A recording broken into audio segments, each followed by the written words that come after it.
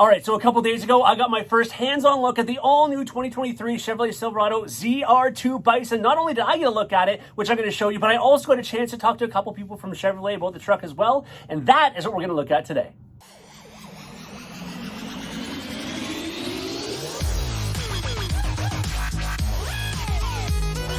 All right, so here's the deal. The video is going to kick off by me kind of walking around the truck, showing you kind of real time, real life, what this truck looks like, and it's nothing short of amazing. I mean, I already love the ZR2, and of course, when you add the Bison, you add more off-road capability, it's just that much cooler, right? But on top of that, as the video goes on, right after I'm done talking about it, I'm going to bring in my short interview with a couple people from Chevrolet. First and foremost, one of the two individuals was the product manager for Chevy Silverado, Cratty, and not to mention that, I also get to talk to performance variant manager Scott Janson about this build, about this truck. So with that, let's get into the video. All right, so here I am with the 2023 Chevrolet Silverado Bison edition. That's obviously the collaboration between Chevy and AEV, which is located not far from them. Check the truck out though. I know you've seen videos online, but in person, this thing is great. They have different wheels on this one. Obviously, those are custom AEV wheels. We got the Bison badging here. Of course, we have different, rear bumpers on this one. As you can see, obviously reinforced here. There's the AEV badging back here. They've also incorporated the black, of course, in the, inner tailgate. Heading aside, pretty much exactly like the normal ZR2. By the way, of course, this is the ZR2 Bison. That yellow stitching, same color interior. All this stuff is pretty much the same. Now, I think one of the things I'm seeing here at the show, right here, is showing the Z71 mats. I believe it's coming with an AEV mat, if I'm not mistaken. So that's one thing we're just not seeing here in this one right now. And then, of course, we have the AEV badging here in the seats also. And then, of course, underneath, reinforced skid plates. Heading out front, you're going to see it does have the reinforced steel stamp bumper. Your fog lights are tucked inside there.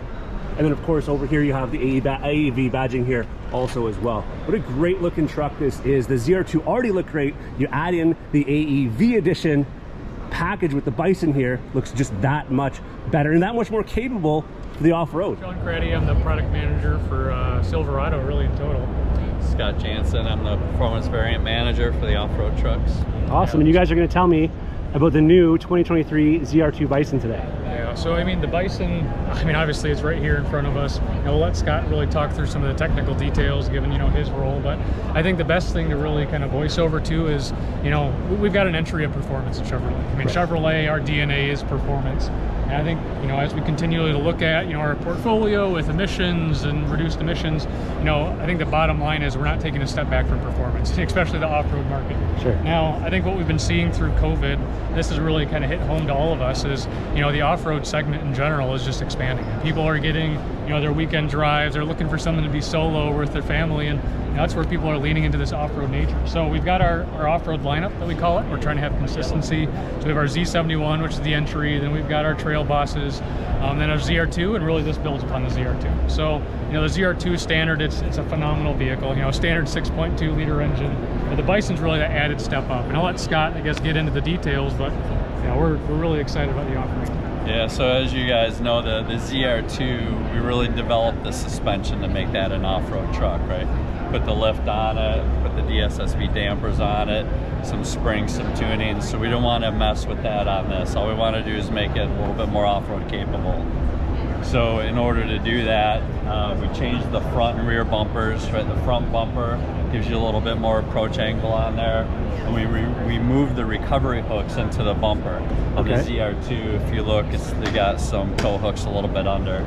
Right, so a lot of people when they're off-roading, you get stuck in the mud sometimes, right? It's nice having those recovery hooks above the mud for you to get to still get dirty in the process, but it makes it a little easier. And then we've got some additional coverage on the bottom too. So if you do a lot of rock crawling, different terrains, Moab, stuff like that, we've covered more of the underneath, and we use the boron steel skid plates from AEV. Does that affect the ground clearance in any way, having a thicker skid plate? I know it sounds like a silly question, but does that affect No, anything actually, from the ZR2, we got the same ground clearance. I think it's 11.2 inches what we got, because we do have skid plates on the ZR2. So Correct, we that's true, yeah. Impede on that anymore. Then all we did was just cover more of it. And then the rear bumper, same thing. We put on a nice metal rear bumper on the back of it. That doesn't give us any more approach angle because it's our hitch that kind of dictates the departure angle on that. But it is stronger for, you know, if you're going articulating down off the side. The sides of the bumper are a lot stronger. And again, we put the recovery hooks up into the bumper on the back. Also on the Bison, you do get standard rock sliders. Okay. Right? Okay. Again, some additional protection there.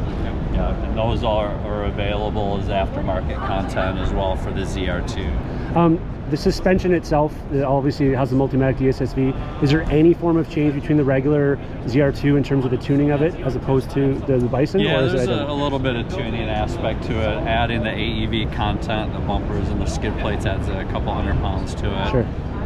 So yeah, you need to be able to balance that weight and make sure it still rides good. Okay.